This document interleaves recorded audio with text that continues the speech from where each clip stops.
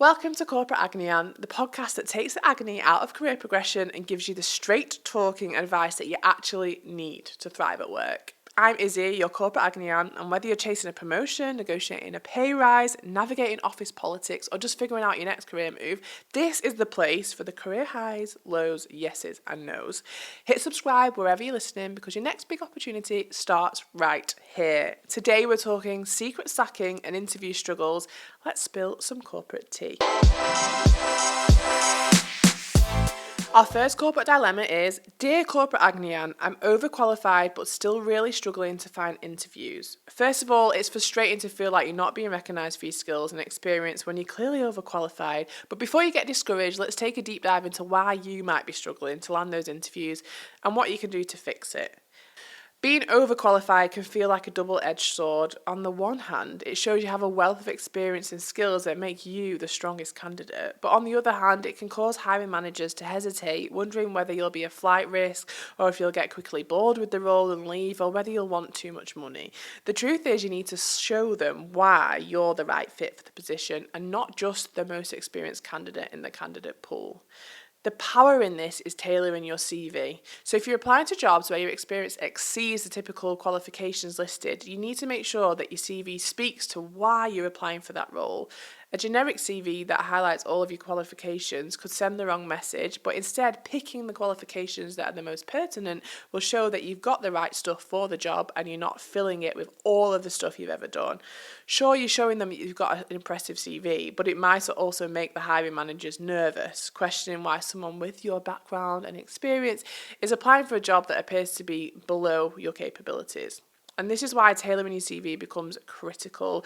You have to focus on the skills and the experience that are directly relevant to the role. So look at the job description and highlight the specific skills and accomplishments that match what they're looking for. Don't just throw everything you've ever done into the mix. Highlight your adaptability. Show how your expertise is relevant to this specific role, demonstrating that you're not just looking for a step down, but rather an opportunity to apply your existing talents in a new way. So, for example, if you're applying for a managerial position but you have a higher level executive experience, focus on the aspects of the role that involve managing teams, problem solving, driving results, without overemphasizing the strategic or executive level skills that might intimidate the recruiter. I know you've got those skills. We all know you've got those skills, but that's not necessarily what the recruiter's looking for. So the key is showing that you're willing and able to adapt to a different level of responsibility and that you're genuinely interested in the opportunity rather than just applying for it out of desperation because the job market is so difficult at the moment. So what employers really want to know, in my experience, is that you can pivot into a new role and still bring value, even if the position isn't a perfect match for your experience. You've likely gained a broad set of transferable skills over your career, and you just need to highlight those in action in your application. So think about it this way. How can you show that your extensive experience will bring new insights, fresh perspectives, and a leadership to a role that might seem like a step down? How have you adapted to new environments in the past? What skills have you developed that allow you to quickly get up to speed and perform well in a new role? In your CV, job description, and even in the cover letter, make sure you're not just talking about your experience, you're talking about how your experience will help you hit the ground running and provide value right away. Show how you're comfortable with change and how you have thrived in different environments or industries. It'll assure the hiring managers that you can bring versatility and work ethic to the role, no matter what your prior experience is. You need to sell your fit, not just your experience. So the big mistake that many overqualified candidates make is focusing too much on their experience because they're proud of it, which I can completely understand. It's so great to highlight your qualifications, but it's honestly not the most important thing. What companies are looking for is fit. The question they're asking themselves is this candidate going to be the right addition to our team and will they thrive in this environment? Instead of solely selling your experience with a single mind, you need to focus on how you're a great fit for the job, the company, and the specific team. So you might have had 10 years experience in a different field, but if you can demonstrate that your skill set aligns with the company's goals, values, the environment, the mission, the vision, that will make you a much more appealing candidate than someone that just lists their experience in an exhaustive manner. But that's when the research becomes essential. You have to understand the company, its culture, the role itself. You need to use this information to explain how your experiences and background will help you integrate smoothly into the team and make an immediate impact. Companies want to see that you're not just overqualified, but you're motivated to stay, you're excited about the challenge, and you're enthusiastic about what you can actually achieve together. So, for example, if you're applying for a job at a smaller company, which I've just done, and have experience in a larger corporate environment like I do, don't just highlight your experience in big organisations. Focus on your ability to scale a small department from nothing to bigger, working in a flexible environment. Just show how you can thrive in a fast-paced or less structured setting, rather than highlighting specific projects that were rooted in bureaucracy and professionalism, because a smaller organisation does not have that. It demonstrates that you can fit into the culture even if it's different from what you've done in the past, and actually your past experiences are going to bring value and experience to the new context. The power move here is to just sell your fit, not your experience. When you're overqualified, your challenge isn't that you lack experience. That's the biggest frustration, if anything. It's making sure the hiring manager sees you as a right fit for the role and the company. So use your strategic experience to help do the research and focus on how your background aligns with the specific demands of the job, showing that you understand what they need and how your skills and experience make you an excellent match and not just someone who's overqualified and desperately applying for jobs at any case. Another aspect of selling your fit is being upfront about your motivations. I always do this, and I don't think it's a very female thing to do, but acknowledge that you're so excited about the opportunity, even if it seems like a step down, because you really want to work for this company, even if you don't. Employers will appreciate your honesty, and it gives you the chance to reinforce why you're applying for the position. Maybe you're looking for a better work-life balance, a new challenge, or a chance to mentor others in a different way. You want to break into a new industry that you've not worked in before. Just make sure that your motivations align with the company's needs and the role at hand. Lastly, if you're struggling to land interviews as an overqualified candidate, take a step back and reevaluate how you're presenting yourself. Tailor your resume to highlight your adaptability and how you can add the value in the specific role. Don't focus solely on your experience, and get a second opinion on the CV. My experience is the more qualified you get, the closer you get to the CV, the less likely you are to look at it objectively. It becomes a really subjective exercise. You just need to make it easier for the hiring managers to see why you're the right candidate, and sometimes you need alternative opinion to do so. Remember, being overqualified isn't a curse. It's an opportunity to bring a wealth of experience and new perspectives to a role that can benefit from them. You just have to frame your background in the right way that shows you're not just looking for any job, but the right one. Moving on to our next corporate dilemma. Dear Corporate Agony Aunt, I think my company is trying to fire me. What shall I do? That is the worst feeling in the world. I can almost guarantee that if that's how you're feeling, then it's probably what's happening, okay? We can gaslight ourselves into thinking employment situations are worse than they are, but if you feel like things are actively going on where people are actively against you and trying to get you out, then it's probably what's happening. And what you need to do is immediately start to document everything and put it into writing. So first of all, I just want to acknowledge that feeling like your company is trying to fire you can be incredibly stressful and disheartening, and I'm actually so sorry that that's what you're going through. All of us would much rather have a really frank conversation from the start than play the games that happen in corporate, but that's where we are, so let's get it right. So whether you're getting subtle signs such as a sudden drop in your responsibilities, unjustified negative feedback, or maybe a shift in your colleagues' behaviour, it's actually essential that you take steps to protect yourself and make sure you're ready for whatever comes next. The biggest piece of advice I can give you right now is to document everything and put it in writing. Not just for yourself, you need to be proactive about covering yourself in case things escalate. So here's how you can navigate that situation. Keep a detailed record of your work and interactions. So start by documenting your day-to-day work. This means keeping notes of your tasks, progress, any communications related to your performance. Make sure to save any emails or messages that outline your work and assignments or anything performance related, even if it's positive. Positive, negative, neutral, anything performance related, keep it in a folder in your emails, and also you can forward them onto your private email address too, so you have another record there. If you're receiving negative or critical feedback, document that as well. But here's the key. When you receive that feedback, whether it's in a meeting or through email, respond in writing to clarify your understanding of the situation. So, for example, my manager might criticise my performance, and immediately I will reply with a summary of the discussion. That will not only show that you're actively listening, but it provides a written record of the conversation, which is crucial if things get messy later on. So I'll give you a sample email response. Hi Dave, thank you for taking the time to meet with me today to clarify the points we discussed. You mentioned concerns about whatever the specific area of performance is. We agreed that I will, whatever your actions or steps are to improve. Please let me know if I've missed anything or if there's more I should be focusing on. Thank you again for the feedback. I'm committed to improving and will keep you updated on my progress. This type of email ensures you're both on the same page and gives you a paper trail to reference if needed. But not only that, it lets your manager or your boss or your boss's boss know that you've clocked on. And that's a really important thing to do, okay? Please, please, please protect yourself by putting things in writing. Depending on what your HR department's like, if you suspect that you're being treated unfairly or genuinely worried about your job being at risk, it might be time to take things to HR. I always take that with a pinch of salt because typically HR work for the business. They're employed by the business, they do their job and are paid by the business. So typically you have to ascertain whether the company is big enough to have an independent, unbiased HR department or if fundamentally that HR team are working on behalf of the business and therefore probably tuned in to the fact that you might be being managed out. I know this is really, really counterintuitive, but you need to stay professional and avoid being emotional. It's natural to feel emotional, especially when you sense something's happening behind your back. But the key here is to stay calm, collected, and professional. Your goal is to handle the situation with tact and strategy, ensuring that you're protecting yourself legally and professionally, but maintaining the dignity and professionalism. Emotional outbursts, dramatic responses will just hurt your reputation when you leave. And so keep a professional demeanour and do not let them get a rise out of you. That's what people want half the time. What you need to do though is be really abreast of patterns and specific behaviours. So like if you feel like you're being pushed out, try to pinpoint specific incidents. Keep track of these occurrences, when they happen, why they happen, who's communicating them with you. Is it one person in the room? Is there two?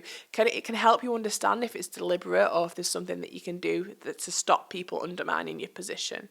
So for instance, you were once regularly included in major meetings and now you're being left out. Noted. You suddenly stop receiving positive feedback or you're being given tasks that are well beneath your pay grade. Document those too. Think about building your case in case you need to protect yourself or even take legal action down the line, and do be prepared to take legal advice. There's so many resources online that give you free and independent advice and access so that you can understand whether or not you have got a case. But as much as it's disheartening, you really need to be prepared for the worst and stay calm. So if you know that this is happening, my advice is always to people that message me to start looking for something else, because you can tackle the issue that you're having with your manager or your HR at the same time. Those two things can happen together.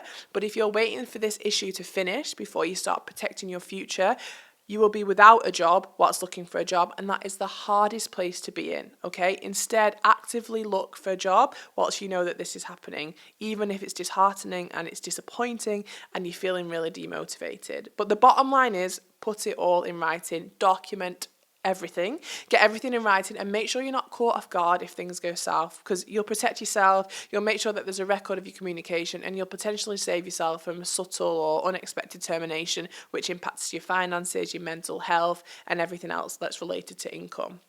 Remember, even if things feel uncertain, you have the power to control your response. That is the only thing you can control. And so stay proactive, stay strategic, ensure you're ready for whatever's going to come next. And whether that's staying in your job or moving on to new opportunities, you need to back yourself and be unapologetic about that. Our next section is our corporate confessional, the part of the podcast where we make you feel better about your mistakes by reading in an anonymous corporate confessional from someone who's messed up at work and survived it. This one is based on redundancy payments, and honestly, I'd be mortified. She said, I calculated a redundancy payment wrong and gave the existing colleague an extra £30,000. My boss was really nice about it, so I actually learnt from the mistake, but luckily for me at the time, the company had zero focus on money. The guy walked away £30,000 richer, and that was the best training lesson there ever was on redundancies for me. Well, firstly, I wish that would happen to me. If anyone's thinking of making me redundant, please feel free to miscalculate that. Secondly, that is a massive, massive financial mess up. But the fact that this girl I know is at the top of her career now in the same industry and profession that she was in before just goes to show how small and insignificant a blip at the start of your career, especially as a graduate, really is. So if you've made a mistake and your boss is okay with it, that means your boss is okay with it. Please don't deep it any further. Please don't wind yourself yourself up anymore. Don't beat yourself up more. Just don't make that mistake again. Because if your boss is cool, it's cool. You'll learn from it and move on. Right, it's time for our interview Power Move Masterclass, and it's all about preparation. This is a two-parter, so be sure to tune into the next episode 2 to get the second half of the preparation, okay? Preparation is the fundamental pillar of interviews that sets the superstars out from the people who fly by the seat of their pants and chance it. I know when you walk in the room whether you've prepared or not. 3 seconds in, I know from your body language, your demeanour, how you sit in the chair. The odds are you've applied for hundreds of jobs to get a handful of interviews, so why throw it all away before you're even in the room? Any interviewer worth their salt immediately knows if someone has prepped or if they're planning to blag it. So I've created my 7-step framework that has me turning up to interviews better prepared than the CEO was for theirs. It's called the 7 C's, and they are commercials, customers, core products and services, culture, colleagues, current affairs, and competitor set. It's a lot of C's. It sounds like a lot of preparation, but if you follow this framework, you'll smash it. Let's break it down. So the first C is for the commercials. What can you find online about the company's performance? Have they posted profits lately? Did they acquire a new business? Have they made redundancies or restructure? It's so important to have a handle on where the company is at commercially, because not only does it inform your answers at interview, but it informs your decision on taking the role if you're successful when comparing it to others. The commercial part is so important, even if you're in a role that you view as perfectly creative and having no input into the commercials. If you present in an interview a budget for an idea that you've got and the budget is £500,000 but the company's boasted £500,000 of loss the year before, you're going to sound tone deaf and like you're not in tune with where the company is up to financially. So I don't care if you're front of house, I don't care if you work in the logistics department, you need to know how the company is performing so you can get a handle on what context and advice and ideas you can put forward in the interview. The second C is for customers. Who are the target customers? Are they B2B? Are they B2C? What do the customers say about the organisation? Can you find any positive testimonials? What customers do they boast about? Who's their ideal client? No matter what department you are in, everyone is working towards a unified goal of gaining, growing and retaining custom. It's important that you know who that target audience is. I don't care what department you're in. If you come up and you don't know who our personas are, I'm not interested. The third C is for core products and services. You need to get a handle on exactly what it is the company does. It doesn't matter if you're non-technical and you don't have the technical detail. You just need to have a grasp on the product portfolio or the service suite. But turning up to an interview without knowing the product portfolio is the fastest way to fumble all of your answers because you just don't have the foundations right.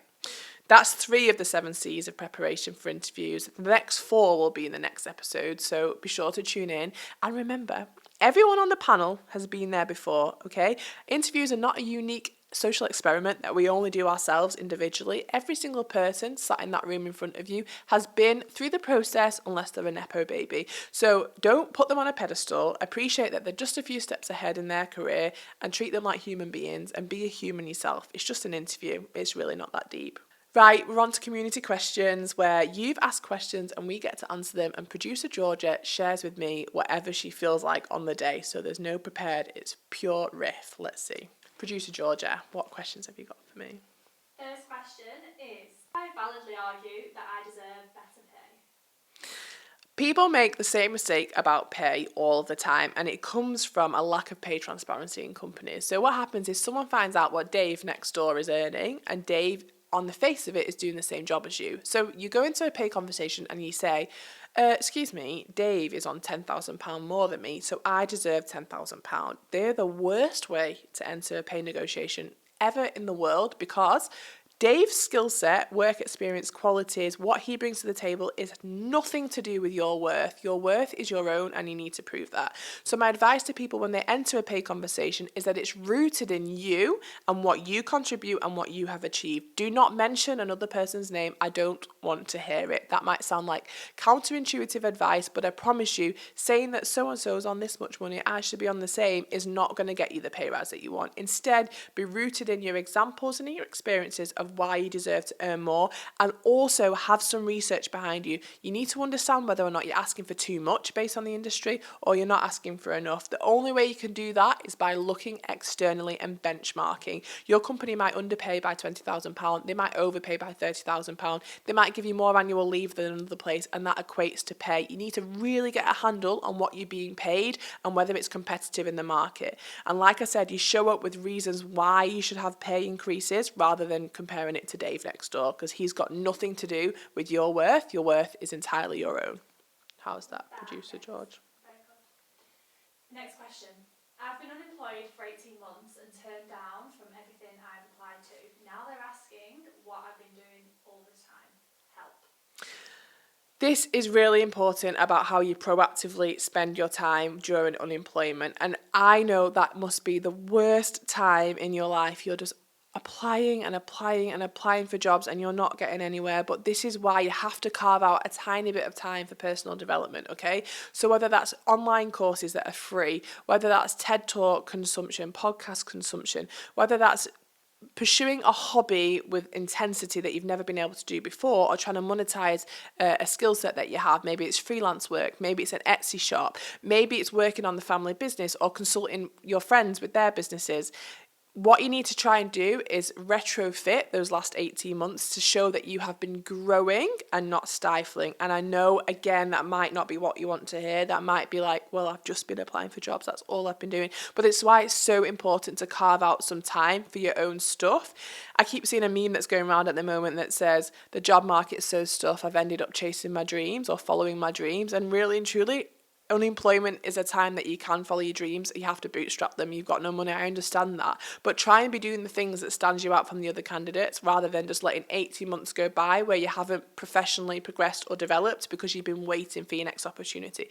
Bring those opportunities for us. That could look as simple as networking with someone who is senior in a field that you want to go to and asking them if they've got the time over a 4-month period to meet with you 4 times. By doing that, you're learning through osmosis, you're learning through the network that you're building, and that way you can demonstrate that in those 18 months I met with 4 CEOs for 4 months at a time and I learned this, because that demonstrates that you're investing in your own development. It is free, all it requires is your time, but it shows impetus, it shows initiative, and it shows a desire and a will to continue growing even in a really difficult time. How was that, Producer Georgia? Thank you. Question number 3. I'm sick to death of my high-flying corporate job, but I'm nervous to make a big leap out. Help. Being nervous to make a leap out is the most natural thing in the world, because if all you've ever known is your big corporate job and everything around us in society tells us we should maintain that big corporate job, then naturally you're going to feel nervous. But I give advice that, again, can be unpopular when it comes to making that leap. Fundamentally, if you have performed and done well and worked for years and studied to be brilliant at your high-flying corporate job, then I think that if you make a big leap out that is completely transformative and completely different to what you've done before. So let's take the example of you work really high up in HR and then you decide you want to be a full-time yoga teacher. I personally think that you'll enjoy that for a while, but then what will happen is you'll feel a big deficit from the stimulation and the brain waves that you had before in your corporate life. My suggestion would be to take partial steps. So leave that corporate career behind you. I don't know what that looks like. That might be 3 days a week working a new job. It might be some consultancy. It might be freelance work. But keep a finger on the pulse in what you've had before, on what you've done before, on what you've become an expert in, because that way you can trial new things, you can make that big leap, and if it doesn't work out, you've always got a plan B. So it is a big leap, but I personally think you can stagger it. That's what I've been doing for years now, having my finger in as many pies as I can, whilst also recognising I am quite good at corporate life and I should probably keep using that to my advantage. That's it for today. I hope this episode helped to kickstart your career glow up. Don't forget to hit subscribe so you don't miss any of our future career tips and tricks, and share this with a friend who's also navigating the career journey or job hunt, and let's build an unstoppable community of professionals who know how to win in the corporate world. There are so many extra resources on my website, and the links are in my bios to help you land your dream job and tackle your corporate dilemmas one step at a time. Thank you for tuning in, and I'll catch you next time on Corporate Agony Aunt.